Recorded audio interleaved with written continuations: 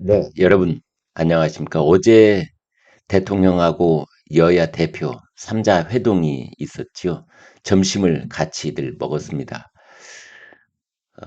일각에서는 그냥 형식적으로 손잡는 사진이나 찍고 헤어진, 어, 아무런 의미 없는 그런 만남이었지 않느냐.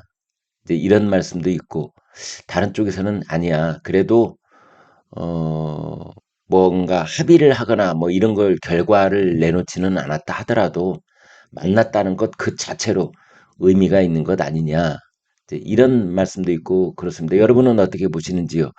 오늘 아침 신문을 보면서 그런 이야기 또 뭐 다른 현재 우리나라 시국에서 쟁점이 돼 있는 얘기들을 몇 가지 좀 나눠보도록 하겠습니다. 신문 보여드립니다. 조선일보인데요. 손은 모았지만 뜻은 못 모았다. 그러니까 손을 모으고 사진은 찍었지만 뜻은 제각각 그걸 확인하는데 그쳤다. 이 대통령 여야 대표와 오찬 회동. 이 대통령은 야당의 목소리도 듣겠다. 이렇게 소통의 물꼬를 트는 이제 그런 이야기를 했고 정청래 민주당 대표는 내란과 외환, 무관용 원칙으로 다스리겠다. 참 그 사람은 다스린다는 말을 썼더라고요. 어떤 제왕적 그러한 이 인식에서 벗어나지 못한 게 아닌가. 다스리기는 누가 누구를 다스려요? 그죠? 강동혁 국민의힘 대표 이재명 대통령한테 내란법 거부권을 행사해달라 이렇게 요청을 했습니다. 이재명 대통령은 야당을 통해 들리는 국민의 목소리도 최대한 많이 듣도록 노력하겠다. 정동혁 대표 죽이는 정치를 그만하고 모두가 함께 사는 정치를 해야 한다. 이재명 대통령 전적으로 공감한다.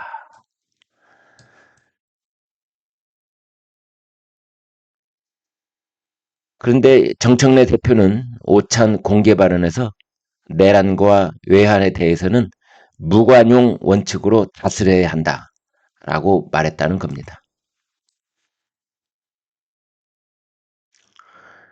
지금 미국 조지아주에서 우리 현대 LG 그 공장을 아이스라고 하는 이민 세관 단속국이 습을 해서 300여 명을 지금 체포 구금 중이잖아요. 근데 결국 내용은 뭐냐? 미국 쪽에서 지금 던지는 메시지는 뭐냐? 돈만 오고 사람은 오지 말라. 이런 거 아니냐? 미국의 경제 이민 정책의 엇박자다. 대규모 투자를 할 때는 인력이 할 수밖에 없는데 인력 유입이 필수인데 비자 심사는 조이고 이민 단속은 강화하고 실리콘밸리도 인재 확보가 어렵다. 이 와중에 영국은 대규모 단속을 더하겠다. 이제 이런 상황입니다. 트럼프 인재를 합법적으로 오게 할 것이다. 미국 노동자 훈련해달라. 이제 그러고 있는데 미국 노동자 훈련하면 뭐하냐? 일껏 훈련해서 써먹을 만 하면은 다른 데로 떠나버린다. 이제 기업 쪽에서는 그런 말도 나오고 있습니다.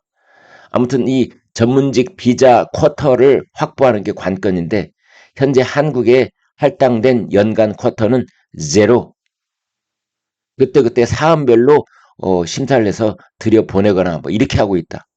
반면에 호주는 1만 500명, 싱가포르는 5,400명. 이런 상황이다.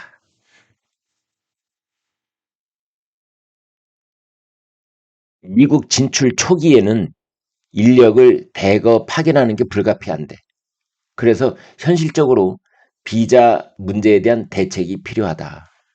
기업들이 정부의 개선책을 요구하고 있다. 마스가 그러니까 미국을 다시 위대하게 같은 프로젝트 할 때는 혜택을 주는 새 제도를 만들어야 되는 것 아니냐.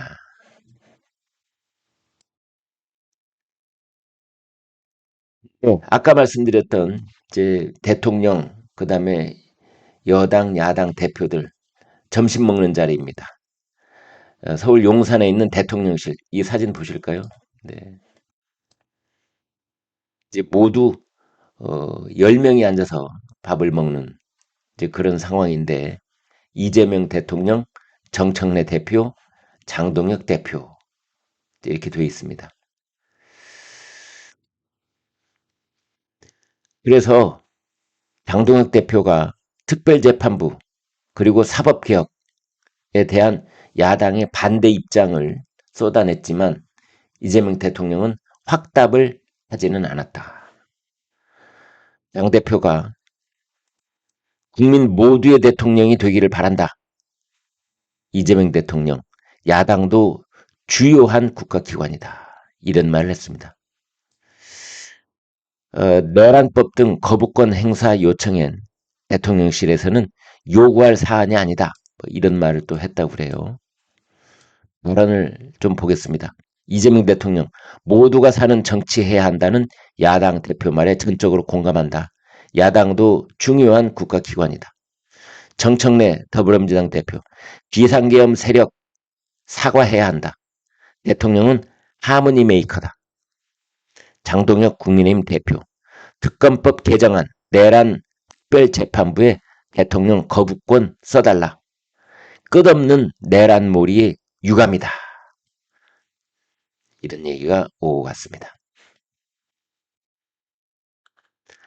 장동혁 대표가 이런 말을 했어요. 정 대표하고 악수하려고 마늘 쑥을 먹었다. 이렇게 뼈 있는 농담을 했습니다. 우리 당군 신화에 곰이 사람이 되려고 100일 동안 마늘하고 쑥만 먹었다. 이제 이런 게 있잖아요. 이제 그것을 빗대서 장동혁 대표가 사람하고만 악수한다든 정청래하고 악수를 하려고 사람도 아닌 우리가 사람 되려고 마늘과 쑥만 먹었다라는 식으로 농담을 하면서 정 대표를 또 공격을 한 겁니다. 여기서 민생경제협의체 구성을 합의했다. 이걸 많은 신문들이 일면 톱으로 대서특필하고 있던데요.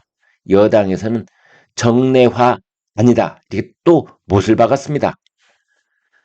문재인 정부 때도 출범을 했는데 정례화는 실패했고 윤석열 정부 때는 아예 설치조차 못했다.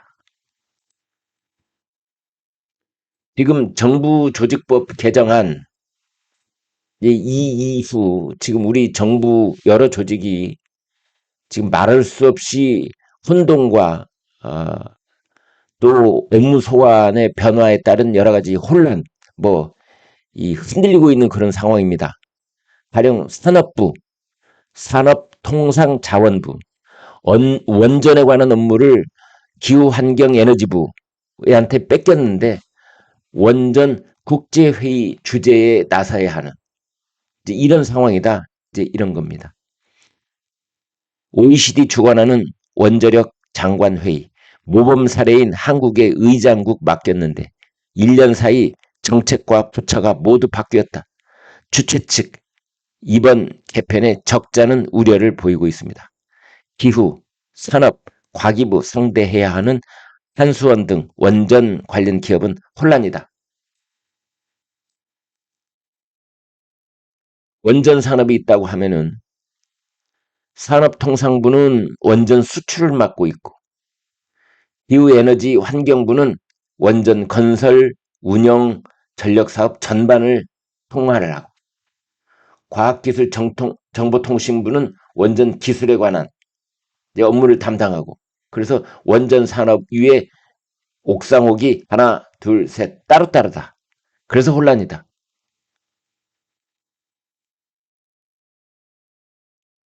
요소 불위 기후부, 환경영향평가통의 인허가 통제, 온실가스 감축, 전기료 결정권도 가지고 있는 가장 강력한 부서 중에 하나가 기후부다. 행안부, 행안부에는 경찰, 해양경찰, 중대수사본부, 중수부, 중수청, 그 다음에 국가수사본부, 국수본, 뭐 이런 것들이 몰려있는 행안부도 거대 공룡 부서가 되어 있는데 기후 에너지 환경부, 기후부 여기도 공룡 부서가 될 가능성이 높다. 네, 이렇게 보면 되겠습니다. 옥상옥상옥 단치금융 4개 기관이 금융사 관리 감독 금융업계 금감원 금소원 위에 재경부 금감위까지 눈치를 봐야 한다. 그거를 보여드리면요.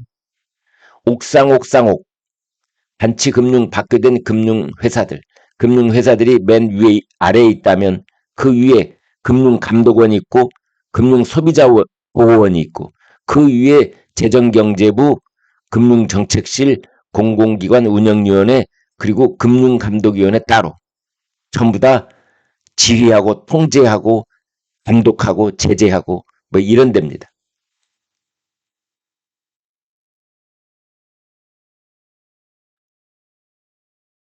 반기업법 강행해 놓고 여당 최태원 만나서는 소통하겠다. 어제 서울 중구 대한상공회의소에서 열린 더불어민주당과 대한상의 정책간담회에서 최태원 SK그룹 회장 겸 대한상의 회장이 발언하고 있는 이제 이런 사진인데요. 이 부분입니다. 여기 최태원 그리고 여기가 최태원입니다. 최태원 그다음에 정청래 대표.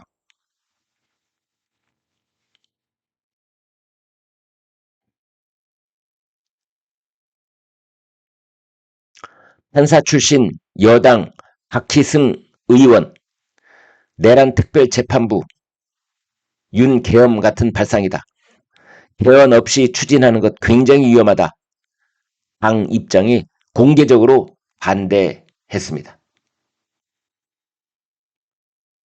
특별재판부 설치에 대해서 개헌 없이 내란 특별재판부 법안을 통과시키려는 건 굉장히 위험한 발상이다.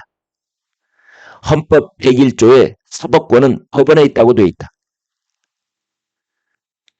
예, 그러면서 여기 대해서 정면으로 반대하는 의견을 냈습니다. 만약 법안이 통과된다 해도 대통령이 받을지도 의심스럽지만 대통령이 거부권 행사할 수 있다. 재판을 해도 당장 재판부 설치 법안에 대한 위헌 제청이 들어가기 때문에 이건 헌법 정리가 되지 않고는 꺼낼 수 없는 것이다. 내란 재판을 해서 처벌을 정확히 하는 것도 중요하지만 정당한 절차를 거쳐야지. 그러지 않으면 두고두고 시비가 될 수 있다. 실제로 재판했다가 나중에 재판부 구성 자체가 무효라든지 위헌이 나버리면 그 책임은 누가 질 것인가? 그런데 이제 박희승 의원이 판사 출신인데 이런 발언을 어디서 했느냐? 3대 특검 대응 특별위원회 회의에서 이런 발언을 했습니다. 민주당 특별위원회인데요. 그래서 특위 소속 의원들과 사전 조율 없이 소신 발언을 해가지고 그래서 이제 박희승 의원도 이 특위 위원인데 그런 발언하자 깜짝 놀라는 분위기였다고 그래요. 전현희 특위 총괄위원장이 박희승 의원 발언 도중 손을 흔들면서 발언을 그만하라는 사인을 보내기도 했다고 합니다. 그러면서 전현희 특위 총괄위원장은 내란 특별재판부가 아니라 내란 전담 재판부다. 뭐 이렇게 말을 고쳐서 얘기했다고 합니다.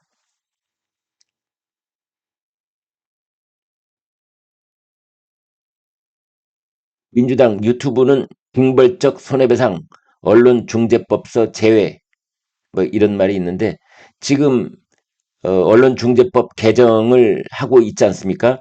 그 더불어민주당이 여기서 제일 핵심되는 건 유튜브를 어떻게 한다 이것도 물론 중요한 문제지만 이보다는 이 언론중재법의 대상이 되는 상대에 정치인을 배제시키자. 그러니까 정치인은 여기에서 권력자들을 그 징벌적 배상을 청구하지 못하게 해야 되는 것 아니냐. 그래야 권력자는 언론이 더 적극적으로 비판할 수 있는 것 아니냐. 지금 그 문제입니다. 그러니까 권력자라고 하면 이 정치인, 국회의원, 또는 고위공직자 또는 대기업 총수들 뭐 이런 사람들을 말합니다. 그런 사람들에 대한 언론 보도는 징벌적 배상의 대상이 되지 못하게 하자. 이제 이게 언론계의 요구고요. 지금 민주당 쪽에서는 어, 정치인 배제하는 것은 안 된다.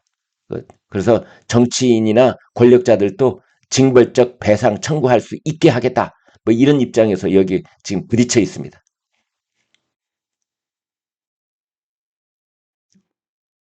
김건희 여사가 받은 이우환 그림은 위작이라고? 김상민 전 검사가 전달한 작품. 화랑협회에서는 가격 뻥튀기 된 위작이다. 그런데 한국미술품 감정센터는 진품이다. 그러고 있답니다. 그래서 이우환 화백은 뭐 위작 시비가 많은 이제 그런 화백인데요. 자, 여기서 이제 핵심 초점은 뭐냐. 위작일 경우에 몹시 형편없이 떨어지거든요. 그런데 뇌물죄가 적용될 경우에 이 가격이 1억 원이 넘느냐 안 넘느냐가 매우 중요합니다. 뇌물죄의 경우 그 액수가 1억 원이 넘으면 특정범죄 가중처벌법이 적용이 돼서 형량이 매우 높아집니다. 그래서 아마도 이제 김건희 여사 쪽에서는 이 그림은 가짜이므로 액수 미상이다. 이렇게 주장할 것으로 보인다라는 겁니다. 이춘석 법사위원장 했던 사람, 지금 이제 민주당을 탈당해서 무소속이 돼 있는 이춘석 의원 주식 자금 10억 출판회하고 경조사로 마련했다. 그렇게 얘기를 하고 있습니다. 출판 기념회를 2년 전에 했었다. 그리고 또 그 앞서 지금부터 4년 전에는 모친상을 치렀다. 이때 10억을 마련했다. 참, 이 말이 맞아도 이것도 문제입니다. 도대체 얼마나 위세가 크길래 출판 기념회와 모친상 한 번으로 10억을 마련했다? 참 보통 서민이 듣기에는 가슴이 덜컥 내려앉을 액수인데 그거를 출판 기념회하고 모친상으로 마련했다니. 아무튼 경찰은 이러한 진술의 진위를 조사하고 있다고 합니다.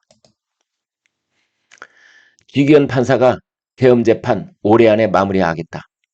이렇게 이야기를 했습니다. 오늘 내용 여기까지 여러분과 공유하겠습니다.